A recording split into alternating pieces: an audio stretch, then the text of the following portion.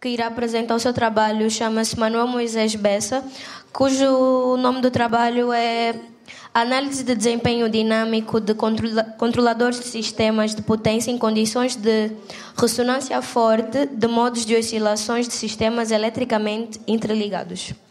Obrigada. E vai seguir a frequência dele apresenta e cada um tem 5 minutos para dar suas considerações sobre o trabalho. Eu acho que vou falar assim. Vai falar assim? Consigo...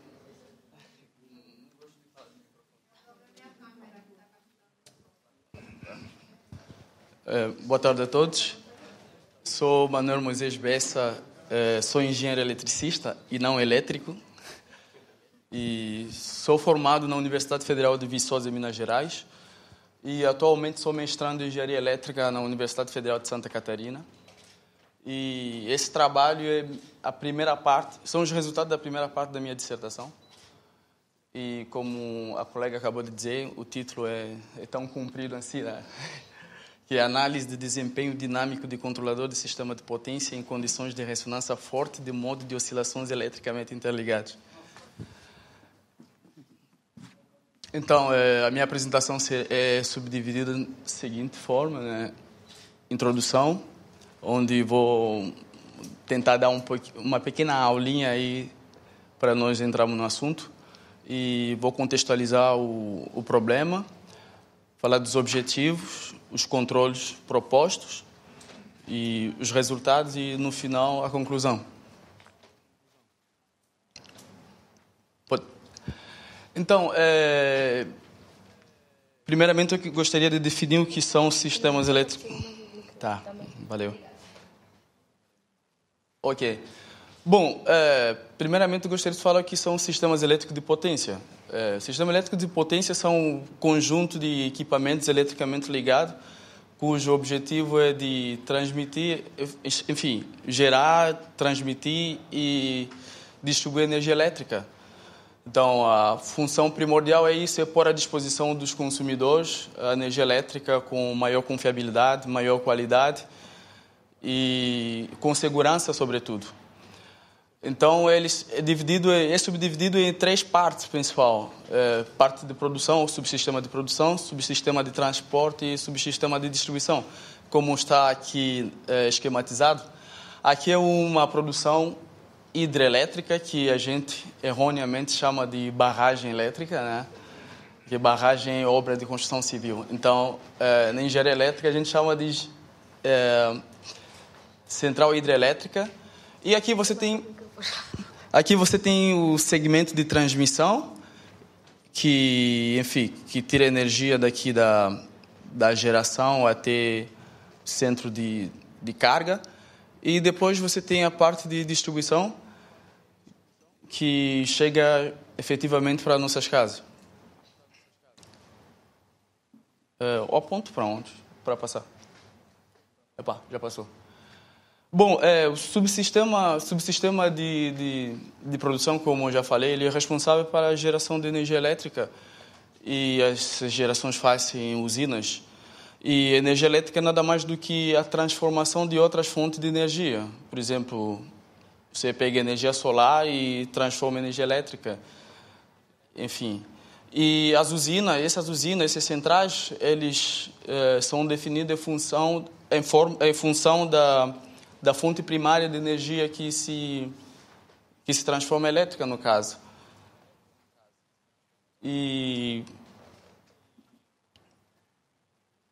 Então, como eu dizia antes, vamos chamar de usina hidrelétrica, aqui está aqui exemplo, que é usina energia vindo fonte de água, chamada de usina termoelétrica, que vem através de queimas de carvão, combustível e tal, como ele acabou de apresentar há pouco tempo. Aquilo era uma fonte de energia térmica.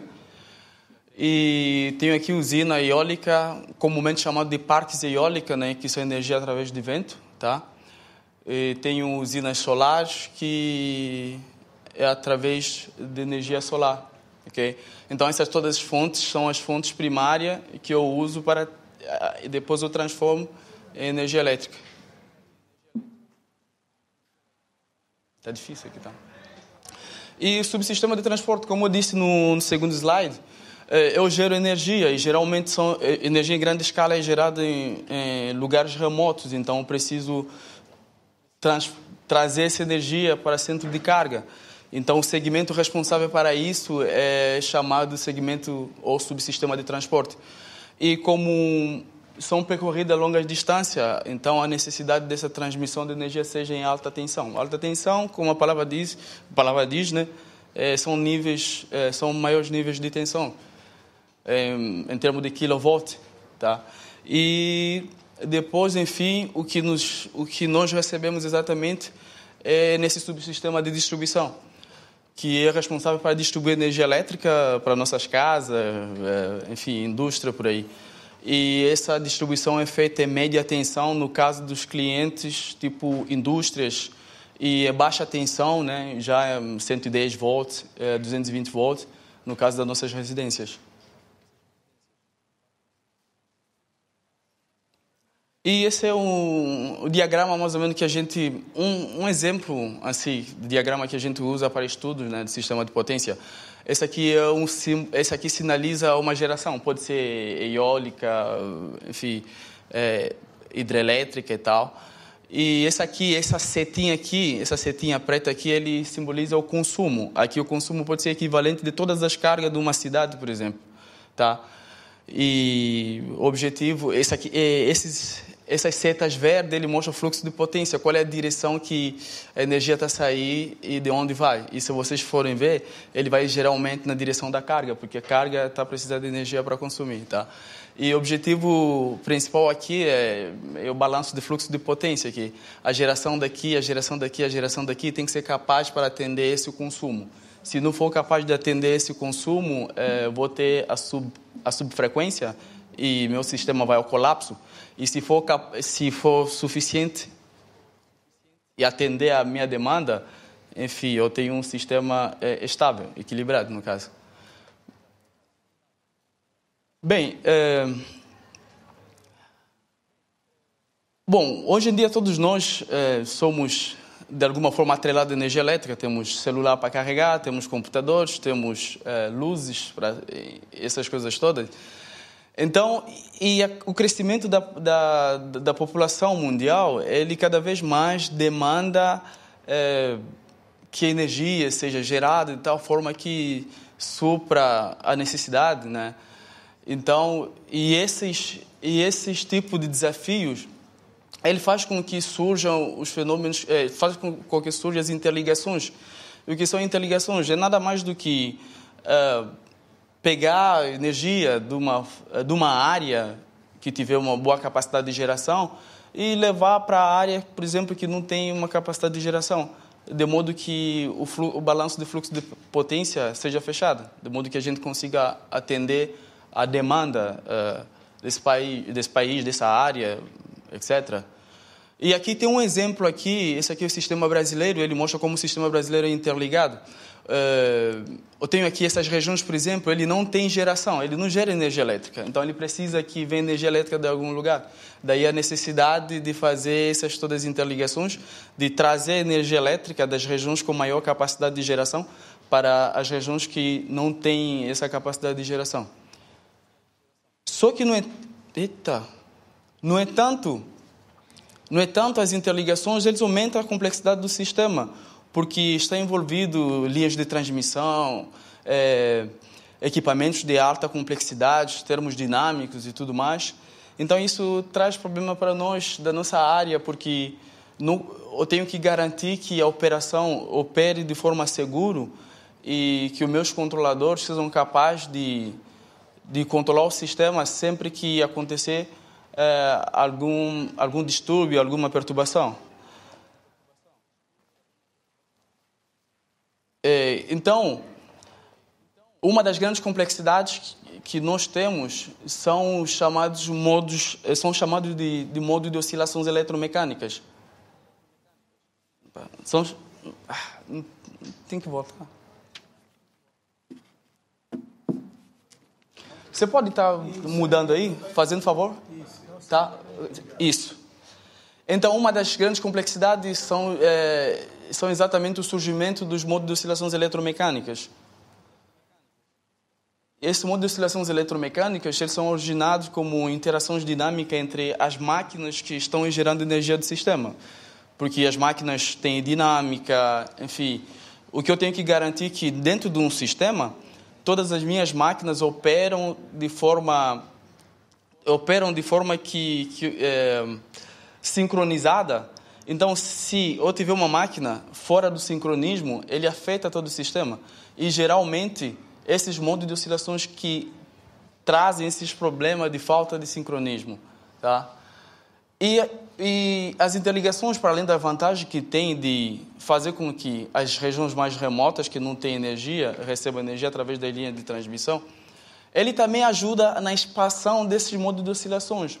Ou seja, o problema numa área causa problema na outra área. Tá? Ou seja, leva problema na outra área. E esses modos são classificados conforme as frequências, tá? Uma faixa de frequência. Por exemplo, chamamos de modo interáreas. Eu trouxe aqui uma figura para exemplificar. Por exemplo, aqui eu tenho uma área 1, que pode ser uma província, pode ser uma região do país, aqui a área 2 também. Tá? E aqui eu tenho uma linha de interligação que conecta essas duas áreas. Então, o que seria modo interárea? Modo de oscilação interárea seria exatamente que as máquinas desses sistemas, eles estão oscilando contra as máquinas desse sistema, ou seja, as máquinas desse sistema não têm sincronismo mais com as máquinas deste sistema. E a sua frequência de oscilação de identificação é de 0.2 Hz a 0.5 Hz. E tem um modo local, que é as máquinas dessa mesma área, ou seja, esse conjunto de máquinas, falta sincronismo com esse conjunto de máquinas. E a frequência de identificação de 1 a 2 Hz. Eu tenho um modo interplanta, que é, por exemplo, aqui eu tenho uma planta que são as máquinas daqui, dessa planta, então a falta de sincronismo entre essas máquinas. E a frequência de identificação é de 2 a 2.5 Hz. Então, para que o sistema opere de forma segura e estável, eu preciso eliminar esses modos, tá? E para isso, a gente utiliza os estabilizadores do sistema de potência, né? Ou os dispositivos de eletrônica de potência. E nesse trabalho, eu utilizo exatamente o estabilizador do sistema de potência. Bom, aqui é mais matemática, então eu queria explicar que, enfim, os sistemas elétricos são sistemas dinâmicos e eles são representados pelas equações algébricas diferenciais e não lineares. Tá? Aqui há uma correlação das variáveis aqui que torna difícil a análise dos sistemas de forma não linear. Então, e a estabilidade para pequenas perturbações é que exatamente eu pegar o sistema, linearizar esse sistema e fazer uma análise linear e garantir que a minha resposta da análise linear tem que realmente representar o comportamento real do sistema.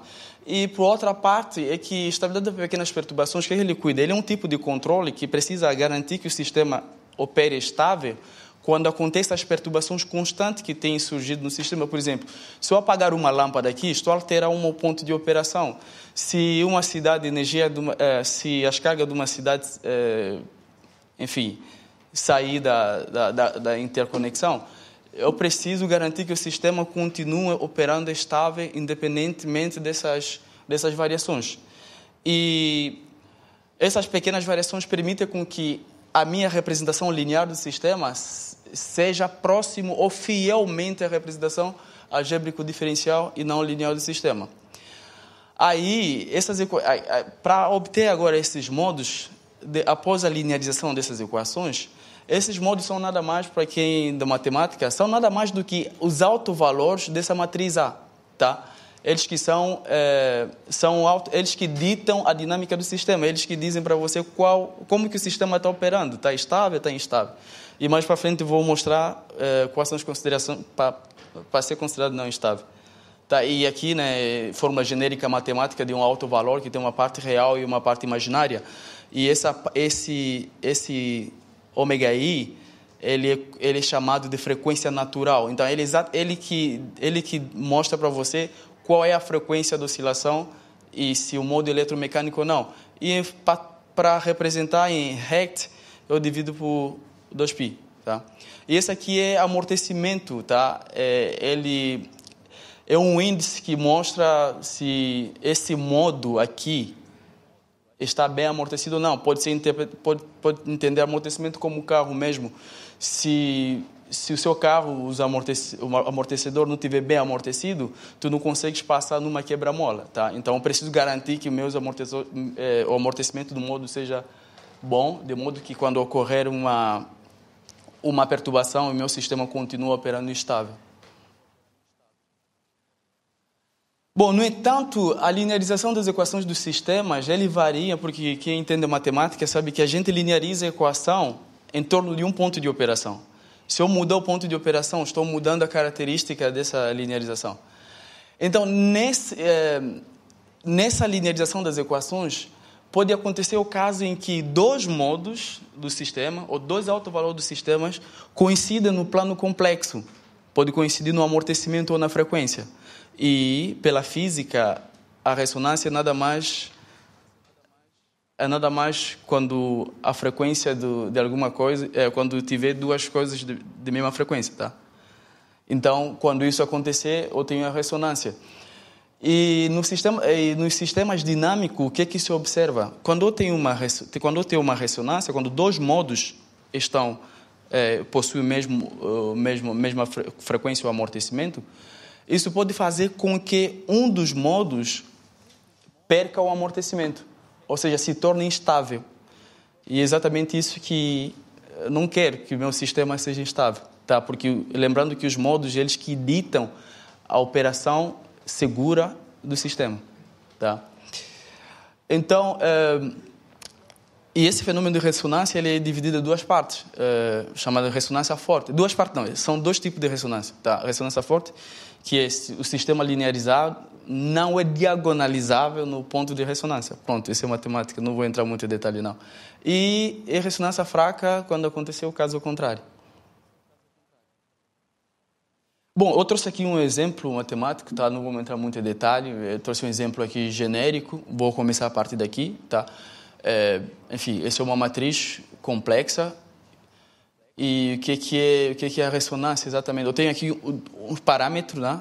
U, que eu deixo um parâmetro e vou variar ele de -2 até 2. Aí depois vou observar qual é o comportamento dos autovalores no plano complexo. Então, variando esse U de -2 a 2, o que eu vejo? Aqui, -2, aqui -2. Então, esses modos, eles vêm se aproximando e chegam nessa região onde eles são exatamente iguais no plano complexo. E é esse ponto aqui que nós chamamos de ponto de ressonância. Então, nesse ponto, o que acontece?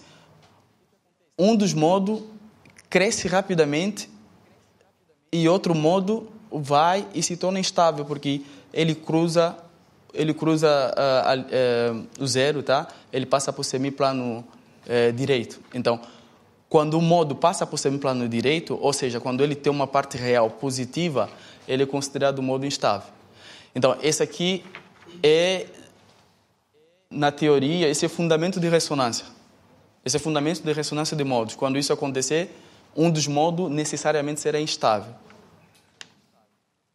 Só que nos sistemas elétricos ou nos sistemas dinâmicos reais, não acontece exatamente a ressonância forte por causa da complexidade dos próprios sistemas e dos fatores externos do sistema, tá? Então, para representar um exemplo, mais ou menos, eu insiro uma perturbação para fazer uma representação próximo de um sistema dinâmico real. É mesmo a matriz anterior, mas eu somo essa perturbação e eu tenho essa matriz. E vou variar esse parâmetro U de -2 a 2 do mesmo tempo. Aí, o que eu vejo? Quando está no -2, esse modo começa aqui, esse modo começa aqui, e chega aqui mais ou menos nessa região que era ressonância no caso anterior. O que acontece? Um dos modos passa para cá e outro modo passa para cá. E esse modo tende a ir cruzar esse eixo zero. Então, essa é a tendência, tá? Isso mostra que para outros valores de U, esse modo se torna instável. Então, matematicamente, eu demonstrei o que é ressonância. Então, qual é o meu objetivo? Como o sistema elétrico é um sistema dinâmico e a sua operação é através dos modos, Então, certamente pode acontecer um caso que eu tenho os modos com esse comportamento. Então, o que eu vou fazer nesse trabalho? Eu vou fazer uma análise da ocorrência de ressonância sistema eletricamente interligado, tá? E depois vou projetar um controle para amortecer o modo que for a instabilidade após a ressonância. E, enfim, depois vou fazer uma análise de desempenho desses controladores. Bom, esse é muito engenharia elétrica. Mas para fornecer o amortecimento,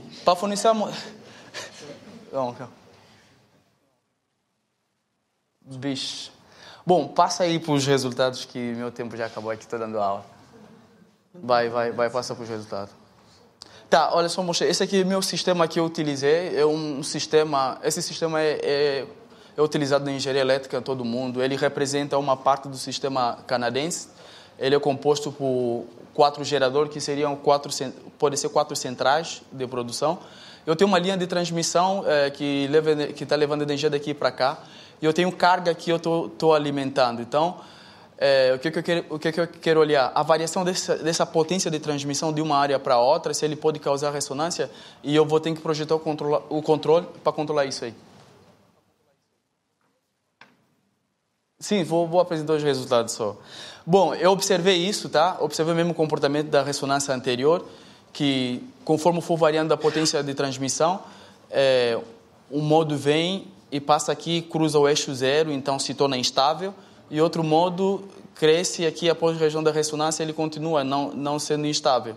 E qual é o meu objetivo? Eu tenho que colocar um controlador para amortecer exatamente esse modo, para evitar esse comportamento. Bom, esses aqui são critérios que a gente usa para determinar qual é a máquina que eu posso utilizar no sistema para amortecer esse modo. E essas aqui são expressões matemáticas de controladores que eu projetei. Esse aqui eu projetei por uma técnica de mode shape e fator de observabilidade. Esse aqui pelo método de controlabilidade. E o método de mode shape e fator de observabilidade, ele disse para mim, olha, se você colocar o controlador na máquina 3, você vai conseguir amortecer esse modo. Então, eu projetei o controlador, eu coloquei, e eu fui verificando e observei que não controlou, tá? E fator de controlabilidade, ele me disse, olha, se você colocar o controlador no gerador 4, você vai conseguir controlar o modo. E aqui são curvas de amortecimento que eu quero. Então, e eu enxerguei também que não consegui controlar o modo. Bom, o que eu tirei a conclusão? Que os métodos convencionais, isso aqui está na literatura, que os métodos convencionais, que são os métodos que simplesmente se importam com a estabilidade do modo, eles não recebem a informação exata de que um controlador, que uma variação do sistema pode afetar, no caso da estabilização desse modo, tá? Aí eu recorri a um método que é o controle robusto. O que é o controle robusto? São comumente usados para analisar qual é a resposta do sistema quando tem uma perturbação. Ou seja, eu tenho aqui velocidade do gerador 3, velocidade do gerador 4, eu quero fazer uma variação de carga. Aí o que esse método diz para nós? Se eu variar a carga aqui e eu controlar simplesmente o gerador 4, então eu quero garantir que o modo que é representado pelo gerador 3 continua estável. E é um problema de otimização, tá? Que minimizar essa função objetiva aqui, esse K é o controlador. Enfim, cara, já extrapolei os minutos aqui. Fazendo aquilo... Tá, mas tem uma tolerância aí, tá? Fazendo aquilo... Não, estou chegando no fim. Mas tem que ter tolerância, não tem como fazer isso. Tá, beleza. Enfim, pelo aquele método eu consegui projetar esses 3 controladores. Agora vou inserir no sistema para analisar qual é a resposta desses 3 controladores. Aí, inserindo no sistema, o que eu observei? O meu amortecimento foi aumentando, e nos últimos pontos de operação, eu tenho esse controlador que tem maior amortecimento. Então, ele não cruza o zero. Enquanto esses outros controladores, por exemplo, esse controlador K1, ele é instável no maior ponto de operação. Esse controlador K2, Esse contador K2, ele é estável, mas porém ele me dá uma faixa de amortecimento muito menor. E esse último controlador K3, ele me dá uma faixa de amortecimento muito maior do que 10%. Portanto, para mim, é satisfatório. E esse comportamento pode ser observado também aqui através dessa curva de ressonância. Então, esse modo crescia para cá e se via para cá. Após a região da ressonância, esse modo, em vez de ir para a instabilidade e cruzar a linha do zero, não cruza, ele volta para cá. Portanto, estou garantindo que, com esse meu controle aqui, eu consigo amortecer esse medo e eu garantir a operação estável do meu sistema. Bom, enfim, é isso aí. Minhas conclusões são isso aqui. Variando o parâmetro do sistema, eu consegui comprovar que num sistema dinâmico eu consigo ter ressonância, como diz a teoria, e o desempenho dos meus controladores ele está intrinsecamente interligado à interação desses modos, que quando eu quero controlar um modo pelo meu método clássico, não consigo, tá? E está aqui os métodos convencionais que eu falei, que são métodos clássicos, não conseguiram controlar meu modo, porém a instabilidade do modo ele foi resolvido utilizando então esse controle robusto, como seria de esperar. Tá, essa aqui é a contribuição, porque na literatura nós não, nos métodos de controle de ressonância, nenhum método utiliza as técnicas de controle robusto para amortecer o modo. E no nosso trabalho conseguimos comprovar que com a implementação do controle robusto eu consigo controlar esse modo e eu garantir uma operação estável do sistema. Desculpa pelo tempo. Dando continuidade ao evento, o professor Manuel Pungo pode dar primeiro as suas considerações sobre o trabalho do Manuel Moisés, por favor. 5 minutos. Eu falo sempre menos, não sei. Ok, tudo bem. Melhor. Bom, Manuel, muito obrigado pelo trabalho. Primeiramente dizer que o seu trabalho tem um tema sofisticado. Eu gostei. Num país como o Brasil, onde a energia é definitivamente uma problemática e as diferentes fontes de geração vão aparecendo, não é? Desde a geração hidrelétrica, a geração termoelétrica, a eólica vai se desenvolvendo cada vez mais no país e a solar. Portanto, trazer um conceito desses foi bastante atual e pertinente. O seu trabalho, na base do que entregou, sobretudo, me pareceu bem estruturado, me pareceu apresentado com um caráter acadêmico digno de um mestrando.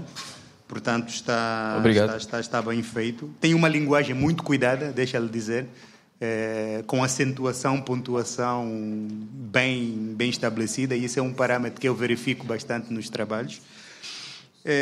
A qualidade, no geral, do seu trabalho é muito boa. Eu achei que, de alguma maneira, faltou substância na parte do desenvolvimento. Não sei se você cortou propositadamente.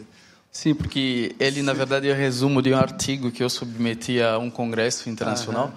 E a Dominga não me deu tempo de fazer. Na verdade, ele estava em inglês, eu escrevi em inglês e, enfim, eu tive que traduzir num dia para já submeter. Então... Ok. Pronto, achei que faltou esta parte, um bocadinho de substância no desenvolvimento, e compreendeu-se melhor o objetivo do seu trabalho através da explicação. Acho que faltou clareza na forma como você expôs o objetivo do trabalho na parte escrita. E quanto à apresentação, pronto, você se enervou por conta do tempo e por conta lá do homem que estava a mudar os slides. É importante saber controlar esses parâmetros nesse tipo de apresentações. Pronto, extrapolou no tempo, sabe que o tempo é uma das principais variáveis de trabalho do engenheiro, né? A sua potência e energia sobre o tempo. Então, se você não respeita o tempo, tudo vai descarrilar. Portanto, é importante ter isso em linha de conta. A dada altura, eu achei que você acabou se perdendo nas explicações matemáticas e esqueceu-se de socializar um bocadinho as suas teorias. Porque às vezes quando nós apresentamos um trabalho, e isso, quando você vê os homens da Microsoft ou da Apple apresentarem os iPhones, Você vê que eles fazem um bocadinho daquele roadshow para mostrar, na linguagem das pessoas que estão na audiência, como é que elas vão poder beneficiar dessa nova versão do iPhone. Então, faltou um bocadinho isto, talvez pelo facto do trabalho ter sido direcionado para uma comunidade científica, o que é, de alguma maneira, compreensível. No final, eu estava à espera que você fizesse uma conclusão igual à abertura. Na abertura, você mostrou a aplicabilidade prática do seu enunciado, mas no final não mostrou a aplicabilidade prática do seu resultado. Tempo. Mas confesso que fiquei positivamente agradado, passa a redundância, com a qualidade do seu trabalho. Muito bem. Tá, obrigado.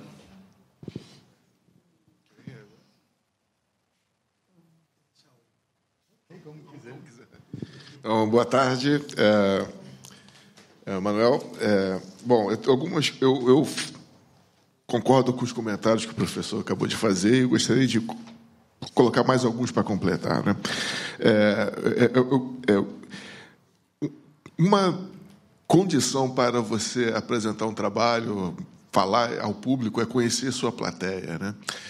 Eu acredito que nem todo mundo aqui seja especialista no que você falou, né? Então, isso é fundamental você conhecer. Então, você vai apresentar seu trabalho no congresso, onde tem engenheiros elétricos, você vai falar de uma maneira. Você vai falar para um público que não é especialista, você vai falar o mesmo assunto, mas usando uma linguagem totalmente diferente, mais didática, né? Até para afastar, nós que somos de exatas, quem não é de exatas assusta, né? Fala de matemática, física logo no início. Então, você colocou equações avançadas de alto valor, de matrizes, números complexos. Então, acho que faltou adaptar para a linguagem mais geral do público mais geral, que é um público, eu acredito, bastante heterogêneo. Então, acho que então, você tem que tomar cuidado com isso. Primeiro, é conhecer sua plateia e adaptar a sua fala. O segundo, de novo, reforço a palavra do professor, você deve respeitar o tempo que foi dado. Isso é importante, porque são vários trabalhos, existem várias outras pessoas, e respeito à organização que cuidou, estudou bastante, a gente deve seguir o tempo que foi dado, né? Procurar não se estender demais, né? A sua exposição eu gostei um pouco, mas foi mais didática, que está no texto, né? Eu tinha algumas perguntas, mas algumas perguntas foram respondidas na sua exposição, mas mesmo assim ainda está muito técnico. Você, para um especialista, por exemplo, você começa com um trabalho de matemática. Sempre a generalidade considera uma matriz M. Isso é pura matemática, não tem nenhuma engenharia nisso. Você tem que falar o que essa matriz M representa, né? Então, faltou aqui tem que dizer o que ela significa, né? Então, que é uma matemática. Você parece matemática pura e simples, né? Então, faltou assim ser um pouco mais claro nisso. Então, de novo, pensar no público para quem você está falando. O demais, eu gostei bastante da sua exposição. Parabéns. Obrigado. Meu irmão Manuel, parabéns primeiramente, né? Eu acho que você deu um show de bola para quem é da tua área de elétrica. Eu acho que os engenheiros elétricos devem ter ficado muito felizes com a tua explanação. O mesmo que os professores falaram, né? É o que eu senti também, mas acredito que nada que não dá para melhorar, né? Eu acho também que você poderia ter resumido mais um pouco o teu trabalho, né? Ele ficou muito extenso para a apresentação. A apresentação, no caso. Ficou muito extenso, mas, assim, geralmente, para quem publica em congresso, você deve ter mais ou menos essa ideia. A gente procura, né, fazer uma introdução curtinha, ir para a parte de desenvolvimento e focar nos resultados e na conclusão, né? Essa é a tendência, porque é o que você está fazendo, não é o que... A parte da introdução, geralmente, a gente pega a teoria, você apresentou muito bem, tá? Deu para ter uma boa linguagem, como o professor aqui disse, eu também concordo. Parabéns. Só precisa melhorar esses detalhes, tá? Tá, obrigado aí.